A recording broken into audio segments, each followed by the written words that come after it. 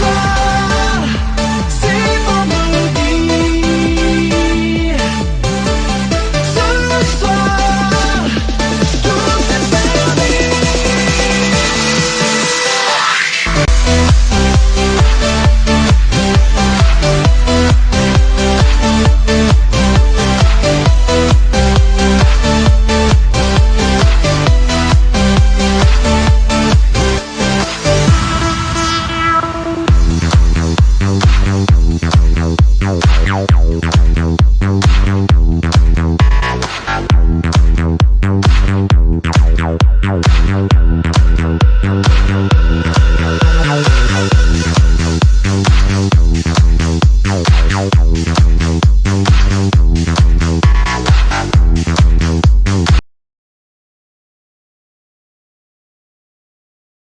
Et vous?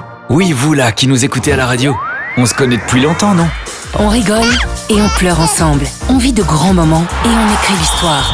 Dans cette période particulière, nous sommes toujours là pour vous accompagner et vous pouvez toujours compter sur nous, plus que jamais. On vous divertit et on vous informe quotidiennement sur notre monde qui change. Et votre radio aussi évolue. Elle s'écoute partout, tout le temps, en DAB+, sur Internet ou via votre smartphone. Comme 3 500 000 Belges francophones qui lui font confiance chaque semaine, merci d'écouter la radio. Bienvenue frères et sœurs à Radio Parole Vivante. Et aujourd'hui nous allons parler des grands sujets de la Bible sur ce programme, des grands sujets sur la Bible. Et aujourd'hui nous allons prendre le thème sur Radio Parole Vivante. Nous allons parler avec la grâce de Dieu, le Dieu de relation. Alléluia. Et là nous pouvons voir, frères et sœurs, que la relation de l'homme avec le Créateur a été rompue. A été rompue, frères et sœurs, par le péché, mais la pensée de Dieu et son désir envers l'homme, frères et sœurs, subsistent. Mais pour le bonheur de sa création, Dieu a établi avec elle des relations correspondant à la révélation qu'il donne de lui-même. Ces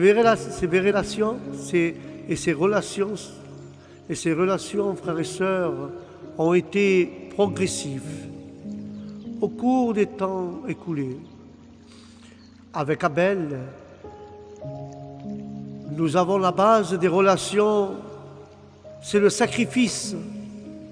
Et seul le sacrifice permet à l'homme pécheur d'entrer en relation avec le Dieu saint. Mais préfigurant le sacrifice de Christ à la croix, l'offrande d'Abel agréée par Dieu, établit ce principe immuable.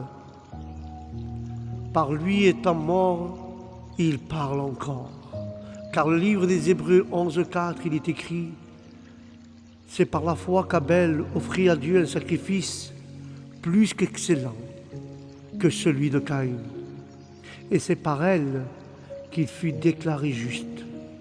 Car Dieu, approuvant ses offrandes, et c'est par elle qu'il parle encore, quoique Abel est mort. » Et là nous voyons, frères et sœurs, que ce chapitre illustre la leçon, car il nous montre qu'à travers l'histoire des hommes et des femmes qui ont fait l'impossible pour la foi, les justes vivront par la foi, déclare la parole.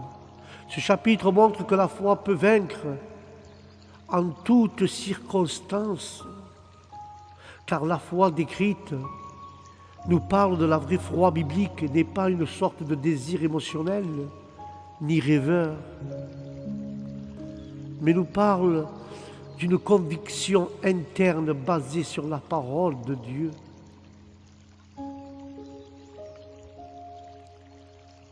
Et là nous voyons le thème de certitude, subsistance dans la version de Louis II. Il nous parle, il signifie cela comme une assurance et conviction. Et la parole conviction signifie preuve, démonstration. Ainsi, lorsque le Saint-Esprit nous donne la foi à travers la parole. La présence même de cette foi dans nos cœurs est toute l'assurance et la preuve dont nous avons besoin.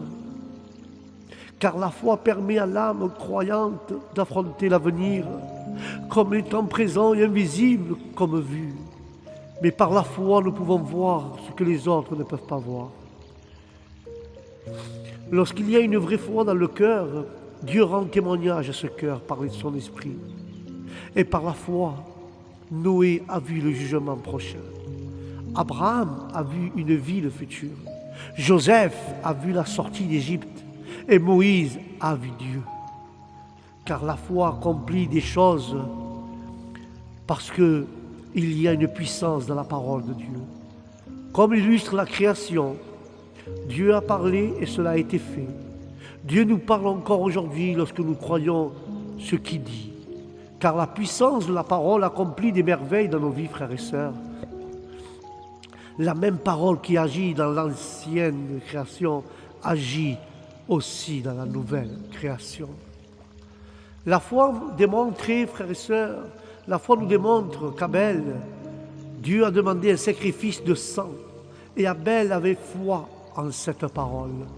Cependant, frères et sœurs, Caïn n'a montré aucune foi et a été rejeté. Mais Dieu a témoigné de la foi d'Abel en acceptant son sacrifice. Et par ce témoignage d'Abel, nous parlons encore aujourd'hui. À une époque impie, Enoch menait une vie consacrée et il l'a fait en faisant confiance à la parole de Dieu. Il croyait que Dieu le récompenserait par sa foi et Dieu l'a fait en l'emmenant au ciel sans qu'il voie la mort. Car la récompense de la foi est importante, frères et sœurs. Car personne n'avait vu ni s'attendait à un jugement par un déluge. Car Noé l'a vu par la foi. La foi mène aux œuvres, Seigneur. L'attitude et les actions de Noé condamnent le monde incrédule et méchant qui l'entoure. Mais nous voyons qu'Abraham, nous voyons là et nous avons ici le grand-père des croyants, Abraham, qui est l'un des plus grands exemples de la foi dans l'Ancien Testament. Car Abraham a cru Dieu sans voir, ou sans savoir comment, ou sans savoir quand, et sans savoir pourquoi.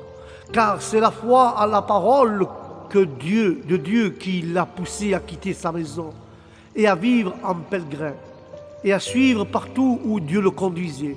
Car la foi que Dieu a donnée à Abraham et à Sarah avait le pouvoir d'avoir un fils alors qu'il était presque mort. Abraham et ses descendants pèlerins ne reculèrent pas, comme les dirigeants hébreux étaient tentés de le faire, mais gardèrent les yeux fixés sur Dieu et persistaient à avancer vers la victoire. Quand la Bible nous parle aussi d'Isaac, frères et sœurs, il a cru à la parole qu'Abraham lui avait transmise et conféra la bénédiction à Jacob. Car Jacob, malgré ses échecs, Jacob avait foi en la parole de Dieu et a béni Éphraïm et Manassé avant de mourir. Et nous voyons aussi Joseph, frères et sœurs. Joseph savait qu'Israël serait un jour délivré d'Égypte, car c'est ce que Dieu avait promis à Abraham. Il est étonnant que Joseph, frères et sœurs, ait même eu la foi après avoir traversé tant d'épreuves et vécu en Égypte pendant la majeure partie de sa vie. Et que dire de Moïse? Car les parents de Moïse ont eu la foi pour le cacher, puisque Dieu leur avait dit, d'une manière ou d'une autre, qu'il était un enfant spécial. Car la foi de Moïse l'a amené à refuser le poste en Égypte et de s'identifier à Israël. Encore une fois, nous voyons la récompense de la foi.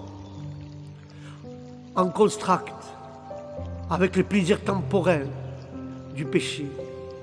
La foi en la parole conduit à la délivrance, car à la Pâque, comme les Égyptiens ont dû se moquer de la vue du sang sur les montants des portes, et là, le peuple hébreu avait aussi traversé la mer Rouge. Et que dire de Josué? Josué, Dieu lui a promis à Josué de le livrer Jéricho. Et la foi, cette promesse l'a conduit à la victoire. Car Israël marcha autour de la ville pendant 7 jours, et cela a dû paraître ridicule aux habitants de Jéricho. Mais la foi des Juifs fut récompensée. Sa confession de Hannah, de foi, dans sa foi, elle l'a amené à agir, en risquant sa vie pour sauver les espions, même si elle était, avec le respect que je vous dois, une prostituée. Elle a été sauvée par la foi et même été incluse parmi les ancêtres humains du Christ. Seigneur, sa foi était contagieuse car elle a également gagné sa famille et aussi les autres. Certaines personnes sont citées nommément, d'autres non, mais tous ces hommes et ces femmes comptent parmi les géants de la foi. Car toute l'histoire considère que l'Ancien Testament comme un récit de victoire de la foi. Certaines victoires étaient publiées miraculeusement avec miracles comme la délivrance de la mort. D'autres étaient privées et plutôt ordinaires, comme le faisait ressortir la sorte et la force de faiblesse. Et ils rendèrent justice. Certains ont été délivrés par la foi, d'autres n'ont pas échappé, mais ont reçu par la foi pour endurer la souffrance. Car le monde incrédule considère ces croyants comme des détritus, des excentriques, des nuisibles. Dieu dit cependant, eux, dont le monde n'était pas digne, chacun d'eux a reçu de Dieu ce témoignage de foi. Bien que la foi leur ait permis de recevoir les promesses, ils n'ont pas reçu la promesse, mais maintenant en Christ, cette promesse est accomplie. Et là, nous voyons que le plan de Dieu pour ses saints de l'Ancien Testament inclut également les chrétiens du Nouveau Testament, qui participent aujourd'hui à cette nouvelle alliance à travers Jésus-Christ. Frères et sœurs, que dire? Cette merveilleuse chose a été décrite dans les livres des Hébreux. Le meilleur prêtre, le meilleur sacrifice, le meilleur sanctuaire est l'alliance. Dans un sens très réel, les chrétiens d'aujourd'hui sont les héritiers de la promesse. Par la foi en Christ, puisque toutes nos bénédictions spirituelles sont dues aux promesses que Dieu a faites à Abraham et à David. Bien sûr, bien que ces promesses ne soient accomplies spirituellement en Christ, elles s'accompliront également et littéralement en Israël dans le siècle à venir. Et les leçons de ce chapitre sont nombreuses, mais il serait peut-être utile de mentionner quelques-unes. Dieu agit par la foi et par la foi seule. Exercer la foi est le seul moyen de lui plaire et de recevoir sa bénédiction. La foi est un don que Dieu, à travers la parole de l'Esprit. Ce n'est pas quelque chose de nous développons, non, nous-mêmes. Ce n'est pas nous qui développons cela nous-mêmes, car la foi est toujours mise à l'épreuve. Parfois, il semble absurde de faire confiance à Dieu, mais la foi finit toujours par triompher. Et voici quelques exemples illustrés de la foi de personnes de l'Ancien Testament. Abel a apporté un sacrifice expiatoire des prémices du troupeau, se reconnaissant comme un pécheur qui méritait de mourir. Et en attendant la miséricorde de part le grand sacrifice, car la colère orgueilleuse et inimitée de Caïn contre l'adorateur, reconnu de Dieu, ont conduit à l'effet effrayant que les mêmes principes produisaient à chaque époque. Car la persécution cruelle et même le meurtre des croyants, c'est par la foi qu'Abel parle encore, même s'il est mort. Il a laissé un exemple instructif et éloquent. Mais Enoch a été transféré ou transporté parce qu'il n'a vu aucune mort, car Dieu l'a amené au ciel comme le Christ le fera avec les saints, qui seront vivants à la seconde venue. Nous ne pouvons pas venir à Dieu à moins de croire ce qu'il est. et ce qu'il s'est révélé d'être dans les Écritures. Ceux qui souhaitent trouver Dieu doivent le chercher de tout leur cœur, car la foi de Noé a influencé sa pratique. Elle l'a amené à préparer l'arche. Sa foi condamnait l'incrédulité des autres, et son obéissance condamna leur mépris et leur rébellion, car les bons exemples convertissent les pécheurs ou les condamnent. Cela montre comment les croyants avertis par Dieu de fuir la colère à venir sont poussés par leur peur à se réfugier en Christ et à devenir les héritiers de la justice de la foi. Alléluia. Car le livre des Hébreux 12, 22 à 24, il était dit: et vous êtes venus au sang d'aspersion qui parle mieux qu'Abel. Le livre des Hébreux 12, 22 dira ainsi, frères et sœurs: mais vous êtes approchés de la montagne de Sion et de la cité du Dieu vivant, la Jérusalem céleste des miracles qui forme le cœur des anges. Et la parole continue à dire: de l'assemblée des premiers-nés, inscrits dans les cieux du juge, qui est le Dieu de tous les esprits des justes parvenus à la perfection de Jésus, qui est le médiateur de la nouvelle alliance, et du sang d'aspersion qui parle mieux que celui d'Abel. Là, frères et sœurs, le mont Sinaï, où l'église d'État juive a été formée, était une montagne qui pouvait être touchée même si cela était interdit. Un endroit qui pouvait être touché, de sorte que la dispensation mosaïque était en grande partie composée de choses extérieures, des choses extérieures et terrestres. L'état de l'Évangile est bon et correspondant, adapté à notre faible constitution.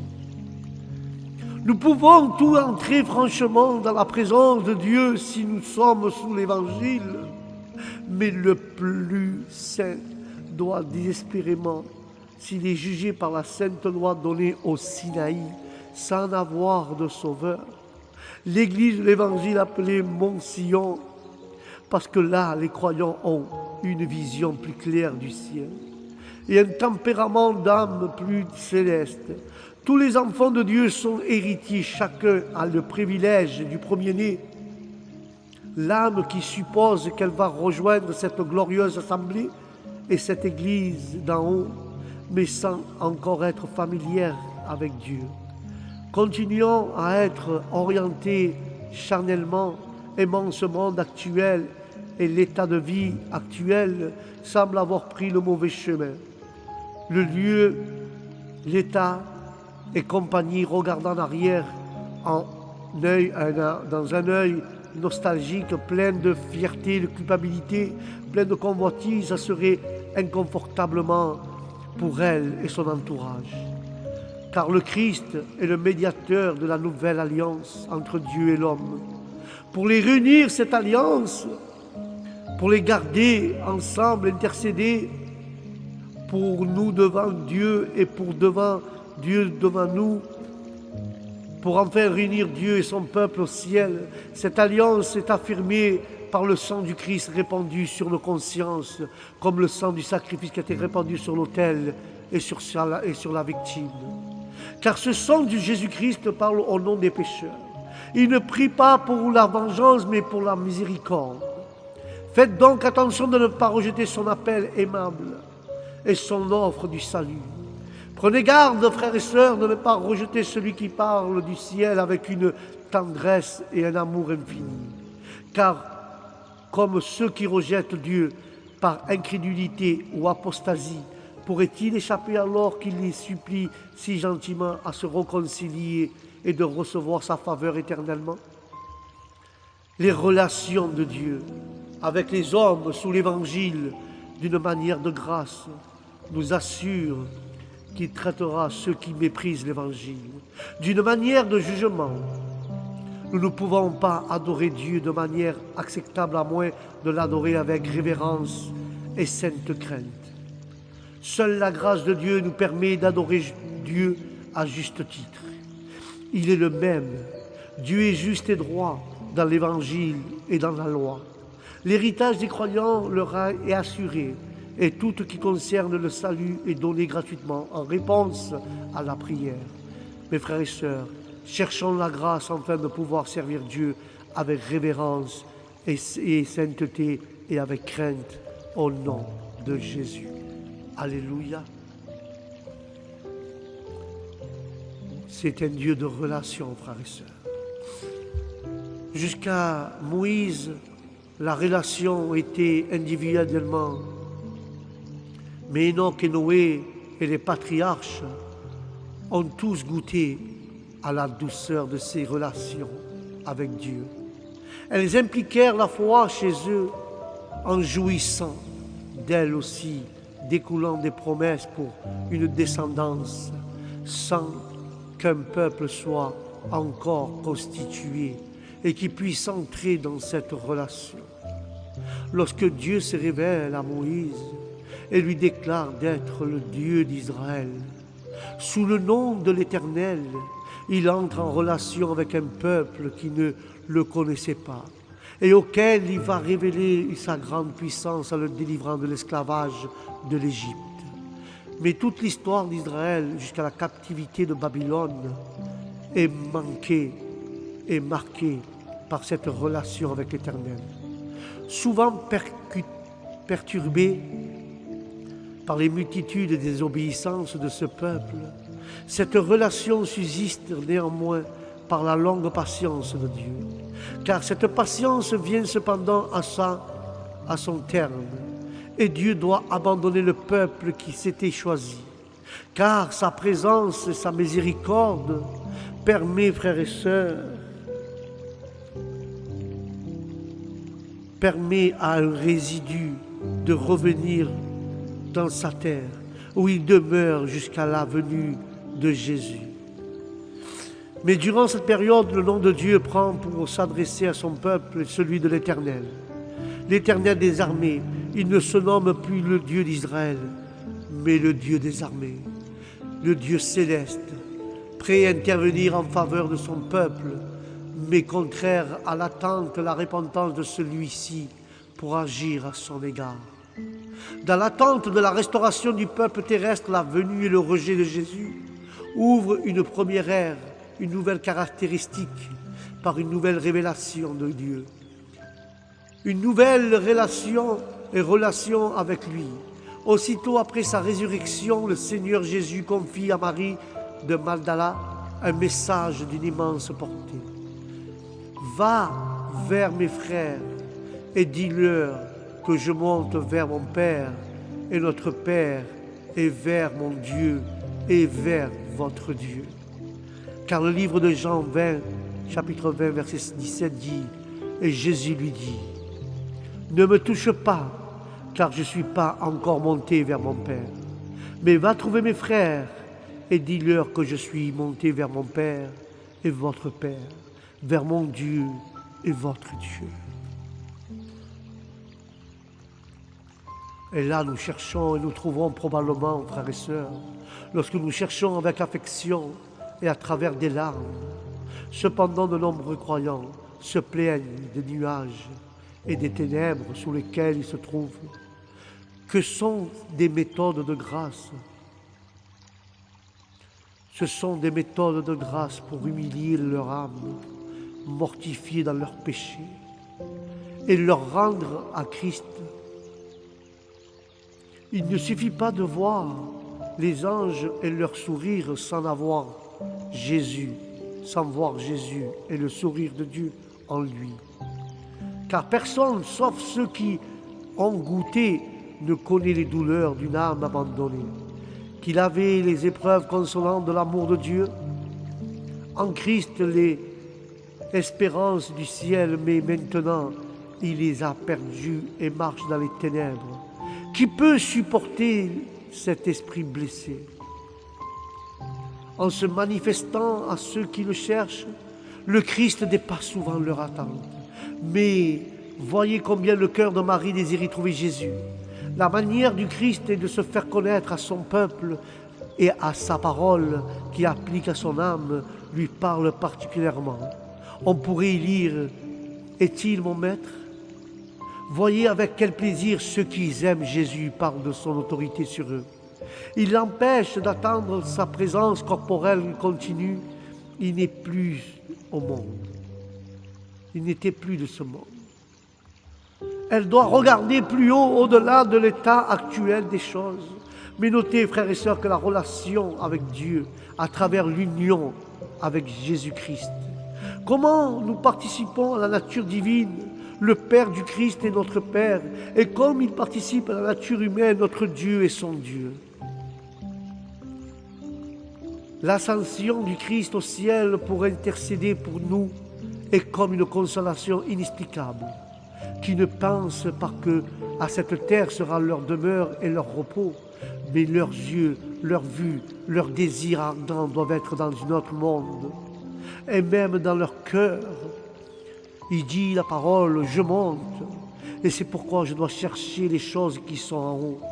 Et ceux qui connaissent la parole de notre Seigneur Jésus-Christ aient l'intention que d'autres bénéficient de leur connaissance. Alléluia.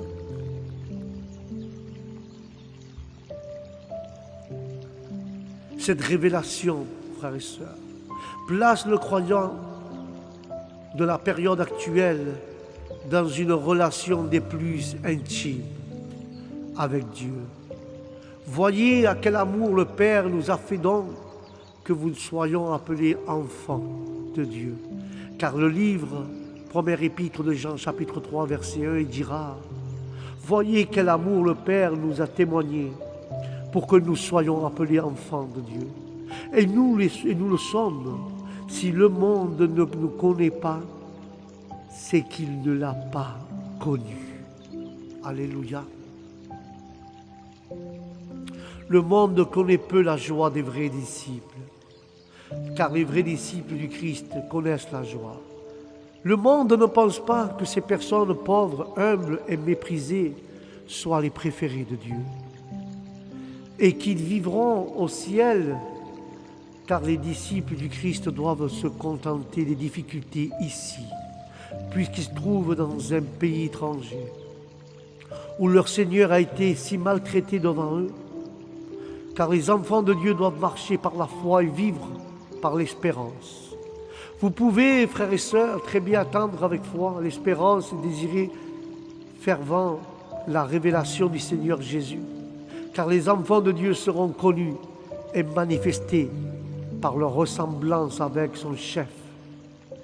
Ils sont transformés à la même image en le voyant. Alléluia.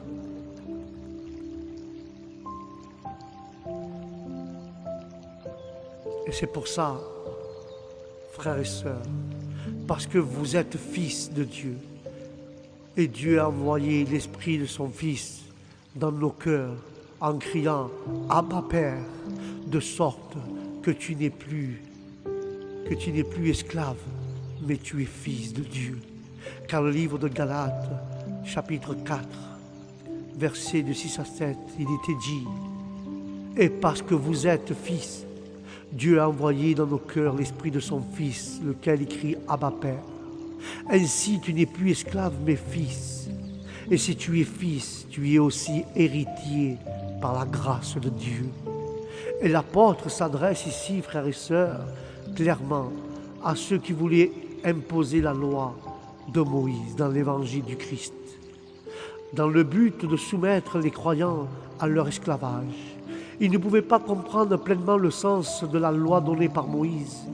Comme c'était une dispensation des ténèbres, c'était une dispensation d'esclavage, ils étaient liés par tant de rites et d'observances fatigants par lesquels ils étaient instruits et soumis comme des enfants à des précepteurs et des conservateurs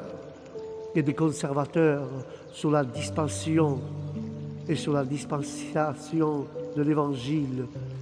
Nous apprenons l'état le plus heureux des chrétiens.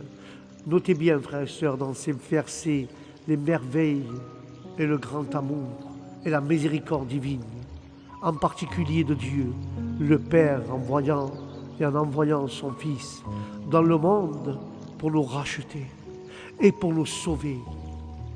Car nous sommes fils de Dieu en se soumettant à la parole, tout en se basant et en souffrant tant comme lui l'a fait pour nous, il a souffert pour nous. Et le Saint-Esprit, condescendant et habitant dans le cœur des croyants, à telle fin de grâce, nous parlerons également des avantages dont jouissent les chrétiens sous l'Évangile, bien que par nature enfants de colère et de désobéissance, par la grâce ils deviennent enfants d'amour et participent à la nature des enfants de Dieu, parce qu'il rendra tous ses enfants semblables à lui. Le Fils aîné est l'héritier parmi les hommes, mais tous les enfants de Dieu auront l'héritage du premier-né. Que le tempérament et la conduite des enfants montrent à jamais notre adoption, et que le Saint-Esprit témoigne à nos esprits que nous sommes des enfants et héritiers de Dieu. Et je vais conclure avec cela. Quel droit avons-nous? Aucun. Aucun droit, assurément. Seule la grâce de Dieu donne accès à cette faveur d'être héritier. Car la pire des offenses pouvant être faite à Dieu n'est-elle pas de mépriser un tel don de grâce? Mais Dieu se révèle dans la Bible. Aucun et aucune philosophie, aucune science ne peut remplacer la simple lecture de la Bible. Car le cœur qui se laisse sonder par elle et par elle seule, car elle est la seule capable de sonder à son tour ces saintes écritures. Et pour les découvrir, ce qui peut le satisfaire pleinement pour le présent et pour l'éternité, au nom de Jésus. Alléluia. Voilà, frères et sœurs, le grand sujet de la Bible aujourd'hui. Le thème était le Dieu de relation. N'oublie pas que c'est un Dieu de grâce et de miséricorde. Il nous a adoptés et le Saint-Esprit témoigne à nos esprits que nous sommes des enfants et des héritiers de notre Seigneur Jésus-Christ. Amen et Amen. Merci, frères et sœurs, d'avoir écouté ce message sur les grands sujets de la Bible, sur le Dieu de relation que nous avons. La prochaine fois, nous parlerons de notre thème, nous parlerons de l'homme. Mais sur ce, frères et sœurs, je vous dis que Dieu vous bénisse abondamment, à vous et à votre famille, et que la grâce de Dieu soit sur vous, et que la paix de Dieu soit dans votre âme et dans votre esprit, dans vos maisons. Et je vous dis au prochain programme de Radio Vivante, de Parole Vivante, pardon, Radio Parole Vivante, et je vous dis au prochain programme sur les grands sujets de la Bible. Que Dieu vous bénisse. Shalom.